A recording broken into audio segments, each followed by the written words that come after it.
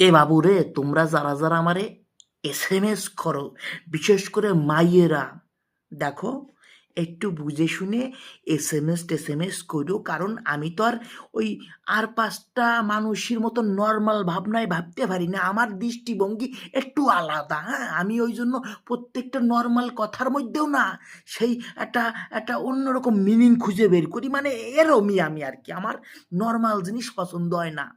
আমি নর্মাল জিনিসের মধ্যেও কেমন যেন কি আতাই মাতাই বের করে ফেলাই।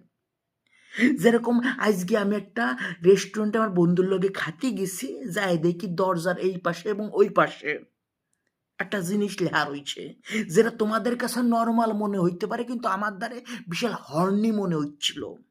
দরজার এক পাশে লেখা রয়েছে টানো, অন্য পাশে লেখা রয়েছে ঠেলো। Oh ভাই, yeah. আমার মনে হচ্ছিল যে ওটা কোনো কোনো কোনো খাবারের হোটেল না, মনে হচ্ছিল ওর মধ্যে ঢুকতেছি। মানে দরজায় ঢুকার লগে লগে তোমার কলা খাড়া করে দেওয়ার ব্যবস্থা করে ফেলছে তারা। এক পাশে লেখা রয়েছে টানো, আর এক পাশে লেখা রয়েছে ঠেলো। মানে কেমন না বিষয়টা? হ্যাঁ, তুই যদি না লেহিস ওই জায়গায় যে টানো ঠেলো, মানুষে কি দরজাটা খুলবে না?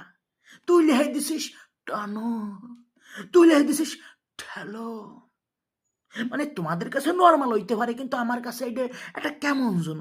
সেরকমই এসএমএস তোমরা যেগুলো আমারে করতেছো একটু বুঝে শুনে করো। কারণ তোমাদের বোঝা লাগবে যে ওই যে যে সল্ডারে আমরা এসএমএস করতেছি ওর নাম হচ্ছে কি বালা। বালা কি বলি, নর্মাল জিনিসটার মধ্যে ও হাতে খুসাই মুসাই অন্য জিনিস বের করে লয়। একটা মাইয়া আমার আজকে এসএমএস করছে, মায়েটা বিশাল সুন্দরী যুবতী বলতে পারো। পায়ের নখের থেকে শুরু করে মাথার চুলের ডগা পর্যন্ত হাতের টোটালটাই যৌবনে ভরা।